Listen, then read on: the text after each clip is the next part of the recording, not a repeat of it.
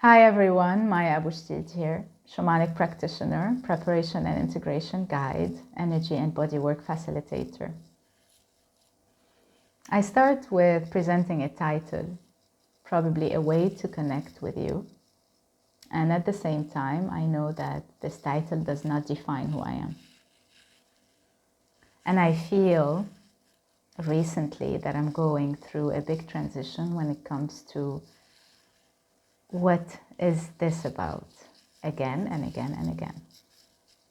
The world of shamanism and the world of healing and the world of connecting through a specific modality that at some point in our life is in line with us until a time where there's a certain death.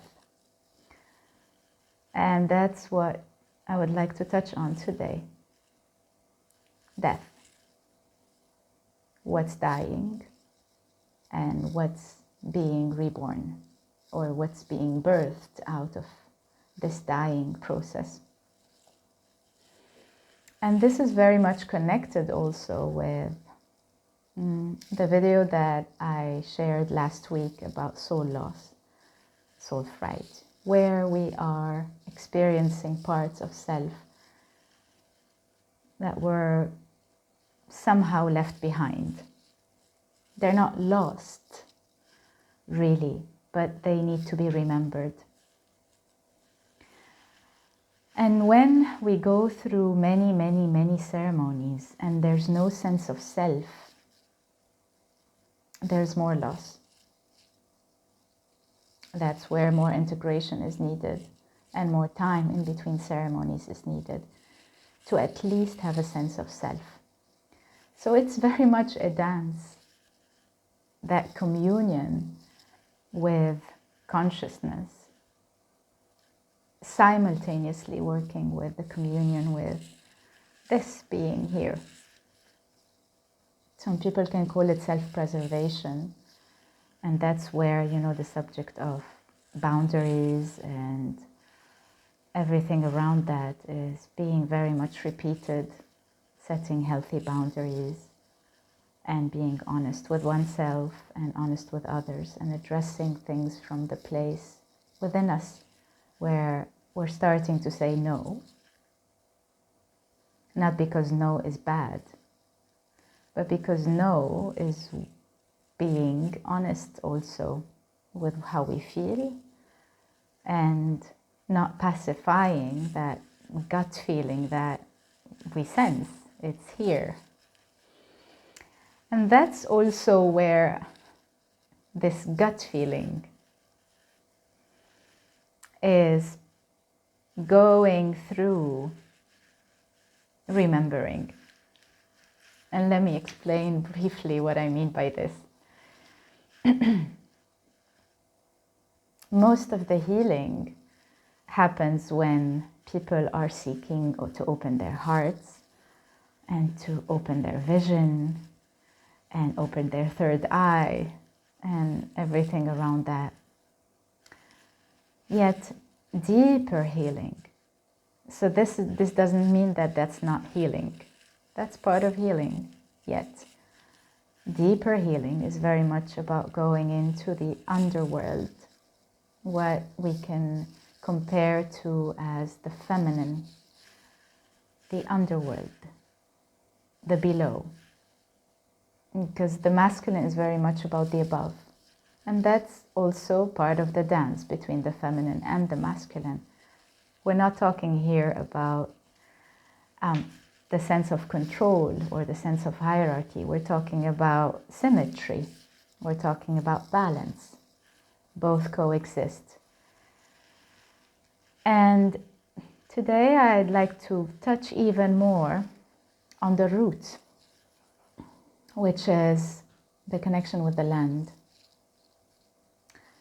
which is a theme that we are seeing, and we've been seeing for a long time as well, but now we're seeing more in our face as we are noticing what land means to human beings. Yet, the difference between ownership of a land and being guardians of a land. And it's a very sensitive subject. At the same time, it's very much about individual connection with the land. In my journey, I went to many, many lands seeking a way to belong, which was very much related to soul loss. And when I got back to the land where I was born and raised, at some point in my journey, there was a deeper reconciliation with that land. Now I see the land where I was born and raised beyond the history of what happened on its surface through human beings. What mess we created. The depth of the land, the depth of the connection includes the complexity, and at the same time includes the innocence, the way to embrace it all, as consciousness is. So the connection with the root chakra is very essential in the times we are living.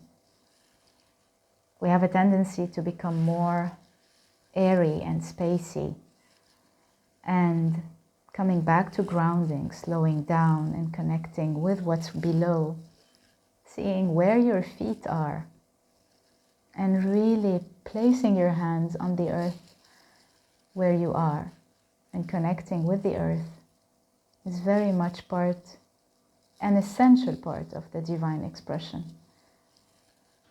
Just existing, just being alive while witnessing the proximity of death every single day and going through an inner dying experience, but more consciously, is when we can also heal, or where we can also heal and reconnect with parts of us that define who we are,